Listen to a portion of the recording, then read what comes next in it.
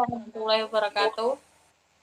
Waalaikumsalam warahmatullahi wabarakatuh. Baik, untuk mengawali pembelajaran pada hari ini, marilah kita membaca basmalah. Bismillahirrahmanirrahim. Bismillahirrahmanirrahim. Baik, bagaimana kabarnya anak-anak? Alhamdulillah sehat luar biasa. Alhamdulillah. Baik, pada hari ini kita akan belajar mengenai mata pelajaran Al-Quran Hadis. Baik.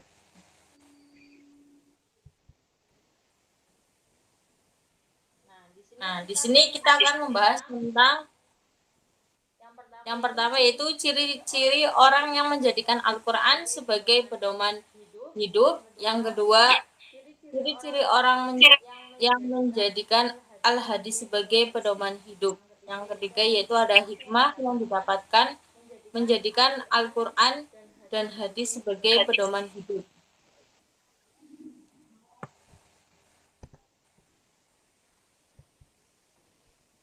Baik, yang pertama yaitu ada terlepas dari kebodohan.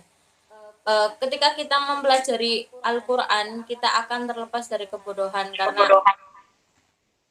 di situ juga menjelaskan ya bahwa banyak dengan kita menghafal Al-Quran, kita akan mudah untuk mendapatkan ilmu yang telah Allah berikan. Terlepas, yang kedua itu terlepas dari kesesatan. Dengan kita mempelajari Al-Quran, kita bisa mendapatkan petunjuk yang lurus. Jadi ketika kita merasa hidup kita jenuh ataupun apa, kita bisa membaca Al-Quran ataupun mempelajari Al-Quran. Jadi kita harus bisa kembali kepada apa yang Allah perintahkan gitu. Jangan kita malah pergi ke dukun ataupun kemana. Yang selanjutnya itu ada ciri-ciri orang yang menjadikan Al-Hadis sebagai pedoman hidup. Yang pertama yaitu hidupnya tentram. Tentu saja ya, kalau kita sudah menjadikan Al-Hadis dan Al-Quran itu sebagai pedoman hidup kita akan hidup tentram. Yang kedua itu damai. Tentu saja kita akan merasakan damai ketika kita sudah mempelajari Al-Quran, lalu kita mempelajari hadis, kita akan terasa lebih lengkap, akan lebih damai lagi. Yang ketiga yaitu ada dilindungi Allah Subhanahu wa taala. Tentu saja ini karena pedoman hidup kita itu ada Al-Quran dan Al-Hadis ini, kita akan dilindungi oleh Allah Subhanahu wa taala insyaallah dari kejahatan-kejahatan yang ada di lingkungan sekitar kita. Yang ketiga yaitu ada hikmah yang didapatkan menjadikan Al-Quran dan hadis sebagai pedoman hidup. Itu ada 3 hikmahnya, bisa dibaca ya. Dengan Al-Quran hati kita akan menjadi lembut. Yang kedua, terhindar dari penyakit hati dan rohani. Yang ketiga yaitu dada akan selalu luas dan menerima ketetapan Allah. Ketika kita sudah menjadikan Al-Quran dan Al-Hadis ini sebagai pedoman hidup kita, hikmah yang kita dapatkan yaitu hidup kita itu akan terasa tentram, terus akan menjadi lembut kayak gitu. Dan kita bisa menerima ketetapan Allah yang Allah berikan kepada kita.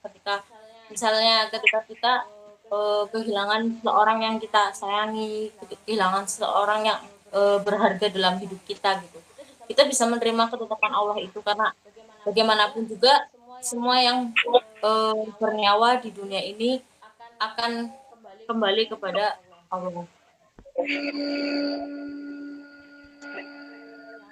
Akhir yaitu ada iman menurut Syahid Kutub agar kita optimal memanfaatkan Al-Quran sebagai pedoman hidup.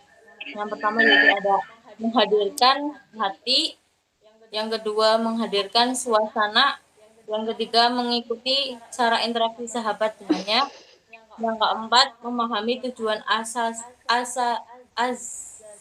Al-Quran, yang kelima itu mengumpulkan dan menerapkannya.